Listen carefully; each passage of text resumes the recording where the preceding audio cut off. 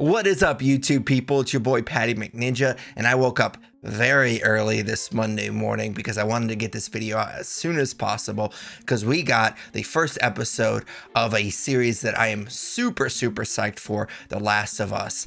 I watched it, I digested it, I slept on it, now I want to review it. So without further ado, let's rock.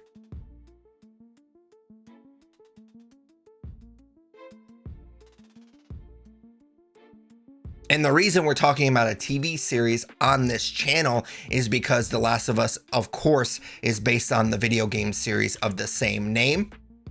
The Last of Us is an HBO series starring Game of Thrones alums Pedro Pascal and Bella Ramsey. It was created for TV by Greg Mazin, who, if you're not familiar with his work, he's most well known for his work on Chernobyl, another HBO series, which is fantastic if you've never seen it. And he's helped by the man himself, Neil Druckmann. The Last of Us follows Joel, played by Pascal, a smuggler in a post-apocalyptic world who reluctantly agrees to smuggle a young girl named Ellie, played by Ramsey. And as I said, it's based on the video game series of the same name. And we got the first episode last night. And if you know me personally or you watched any of my streams in the last year, you know that I love the first game. It's one of my favorite games of all time.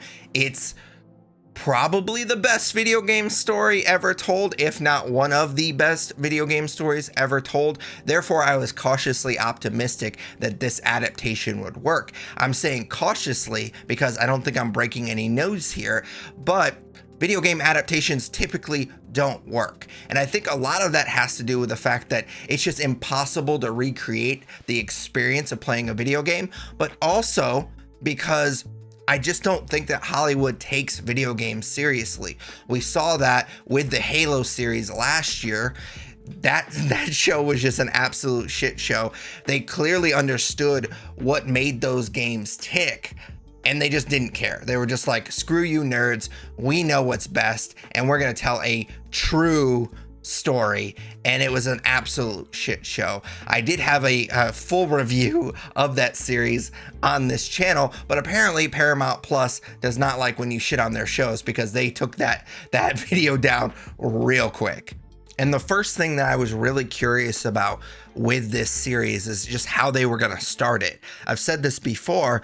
The first game does more character development in the first 15 minutes than most do in their entire game. And it really sets the tone for the rest of the game.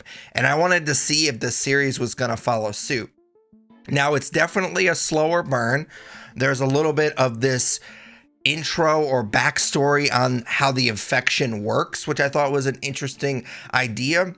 They definitely spend more time with Sarah, which is not saying much because you don't get a whole lot of backstory with Sarah in the first game.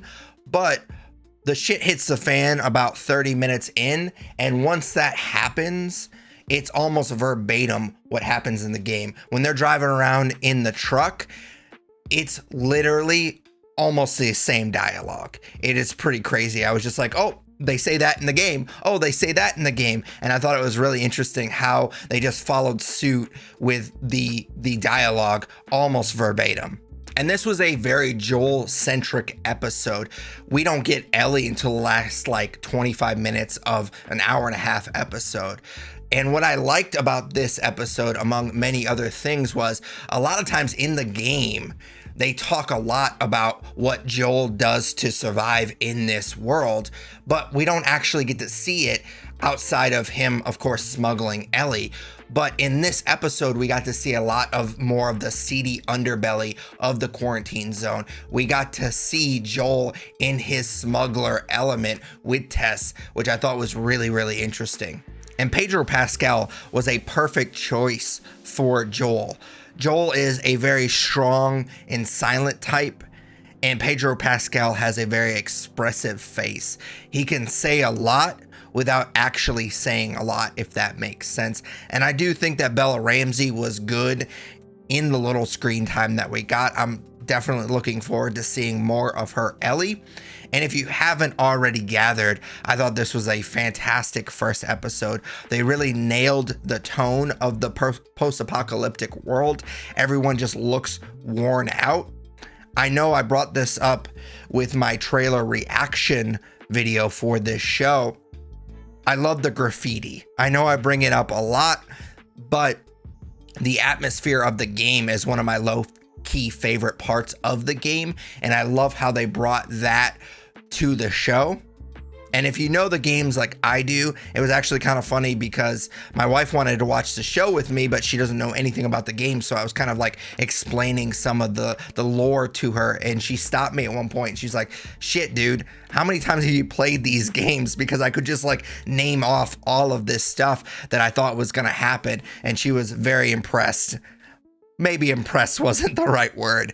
So you definitely, if you've played the games like I have, you know what's coming. I do like that they changed it up slightly. Like I said earlier, a lot of the beginning of the game, outside of giving us a little bit more time with Sarah, is very verbatim what happens in the game. But once the shit hits the fan and once we get the time jump to 20 years later, they do change it up slightly. There especially is a moment in the early game where you have to do this mission with Tess where you're trying to get back at this dude. Well, that is pretty much not completely cut out, but they cut out a huge chunk of it, which makes sense because that part is really kind of the game's tutorial, and obviously the show doesn't need that. So I'm kind of curious to see what else they're going to cut out that they needed in the game for gameplay purposes, but you don't really need in the show. So yes, there are some slight changes, but I really liked how it kept the show moving. So far, so good with The Last of Us. Like I said earlier, I was cautiously optimistic going into this show, and they absolutely nailed the first episode. But of course, those are just my thoughts on the first episode of this series. I'd love to hear yours in the comments below. Of course, I hope that you enjoyed the video. If you did, smash that like button, as the kids say. Consider subscribing. If you do subscribe, ding that bell. That way you get notified every time I post a video. I definitely won't be posting reviews every single week for each of these episodes. I will definitely do a season review at the very end, and maybe do a mid-season review, obviously in the middle of the season. But since I only post weekly videos, I don't want my entire channel for the next few months to be The Last of Us HBO series, and that's pretty much it. So I will be taking a little bit of a break from this show, not from watching it, but just reviewing it on this channel.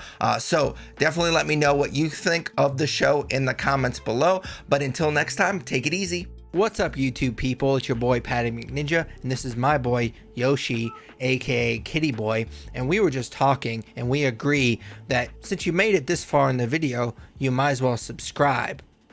You wouldn't want to disappoint Kitty Boy, would you?